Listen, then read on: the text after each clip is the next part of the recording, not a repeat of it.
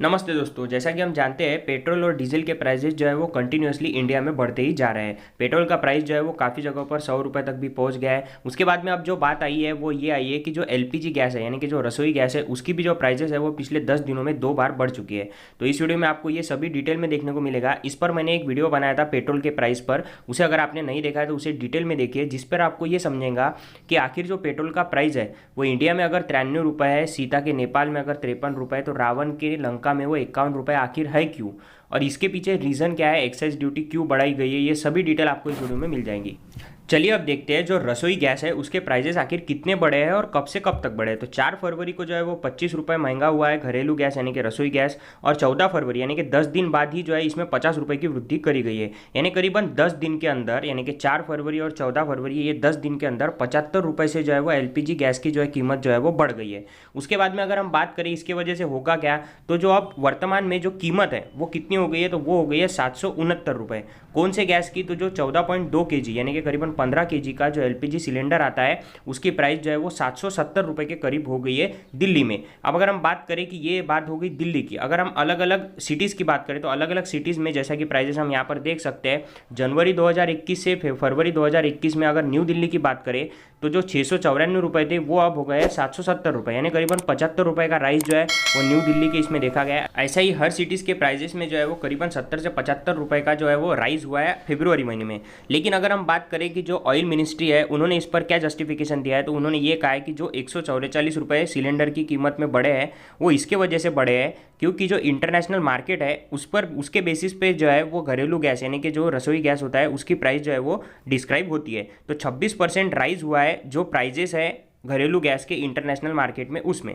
उसके बाद में अगर हम बात करें तो जैसा कि मैंने पिछले वीडियो में भी आपको एक चीज़ बताई थी कि अगर हम बात करें ऑयल की, तो इंडिया अगर पेट्रोल और डीजल की बात करें तो इंडिया 83% पेट्रोल और डीजल जो है वो बाहर से इंपोर्ट करता है। उसके बाद में अगर 50% हम रसोई गैस जो है वो भी हम बाहर से इंपोर्ट करते हैं। तो कहीं ना कहीं अगर हम बाहर से कोई चीज़ इंपोर्ट करेंगे तो उस पर एक्साइज ड्यूटी जो है वो बढ़ेगी। लेकिन इसके पहले ये एक्साइज ड्यूटी इतनी नहीं बढ़ती थी, तो ये अभी क्यों बढ़ रही है, ये भी एक महत्वपूर्ण बात है जिसका आंसर मैं आगे आपको देता हूँ। उसके बाद में जो मिनिस्ट्री है, ऑयल मिनिस्ट्री, उन्होंने ये भी कहा है कि जो प्राइजेस है वो अब 714 रुपये से 858 रुपये हो गई है, लेकिन जो दिल्ली की हमने सब्सिडी है वो भी 153 रुपये से बढ़ाकर हमने 291 रुपये कर दिए। उसके बाद में जो अपोजिशन है यानी कि जो कांग्रेस है वो काफ़ी अच्छा आंदोलन कर रहा है और करना भी चाहिए क्योंकि अपोजिशन का यही काम होता है कि सरकार को घेरे।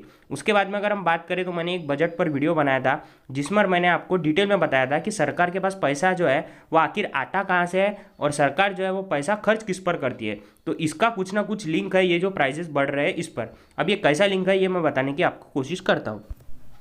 अब जैसा कि हम इस फिगर में देख सकते हैं, हमें दिख रहा है रुपी कम इन, यानी कि जो सरकार है उनके पास आखिर जो पैसा है वो आता कहाँ से है। तो यहाँ पर जो सबसे ज़्यादा परसेंटेज दिख रहा है वो दिख रहा है 36%, जो कि बोरोइंग एंड अदर लाइबिलिटीज से आता है। यानी कि जो सरकार है वो आरबीआई या फिर अदर बैंक से जो भी लोन लेती है फॉरेन के बैंक से वो आता है इसके अंडर, यानी कि 36% के अंदर। उसके बाद में अगर हम दूसरी बात करें तो जो सरकार के पास पैसा आता है वो आता है जीएसटी से 15%, कारपोरेशन टैक्स से 13%, उसके बाद में इनकम टैक्स से 14%, और जो यूनियन एक्साइज ड्यूटी है उससे भी 8% आता है। तो ये जो यूनियन एक्साइज ड्यूटीज है ये बढ़ाई गई है पेट्रोल और डीजल के प्राइसेस पर, जिससे सरकार जो है वो पैसा कमाना चाहती है। उसके बाद में अगर हम बात करें कि ये जो पैसा है ये जाता कहाँ पर है, तो जो हमने लोन लिया है बैंकों से उसके इंटरेस्ट में जाएगा 18%। उसके बाद में जो स्टेट्स होती है उनको शेयर देना पड़ता है टैक्सेस का, उसमें जाता है 20%। उसके बाद में finance commission and other transfer में 10%, सेंट्रल सेक्टर स्कीम्स में 13%, अदर एक्सपेंडिचर में 10%, पेंशन में 6%, सेंट्रल स्पॉन्सर्ड स्कीम में 9%, सब्सिडीज में 6% और डिफेंस के सेक्टर में 8%। तो ये टोटल डिस्ट्रीब्यूशन हो गया है कि रुपी आता कहाँ से है और रुपी जाता कहाँ पर है। इसके लिए सरकार जो है वो एक्साइज ड्यूटी बढ़ाने की कोशिश कर, क्योंकि जैसा कि मैंने आपको बताया सरकार के पास जो पैसा आता है वो आखिर आता कहाँ से, तो वो जीएसटी से आता है। लेकिन पेट्रोल, डीजल या फिर जो अल्कोहल है इस पर जीएसटी सरकार को नहीं मिलता है, इसीलिए उन्होंने एक्साइज ड्यूटी जो है वो सेंट्रल गवर्नमेंट ने लगाई है, और वैट यानी कि जो वैल्यू एडेड टैक्स होता है वो स्टेट गवर्नमेंट ने लगाया है। इसके बेसिस पर जो है वो रेवेन्यू कमाने की कोशिश कर रहा है कोविड-19 के पीरियड में।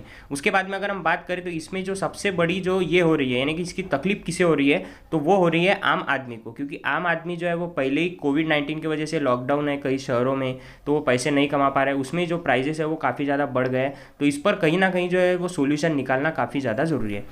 तो अगर आपको मेरी मेहनत पसंद आई हो, मेरा वीडियो पसंद आया तो वीडियो को लाइक कीजिए और चैनल को सब्सक्राइब करना मत भूलिएगा। धन्यवाद।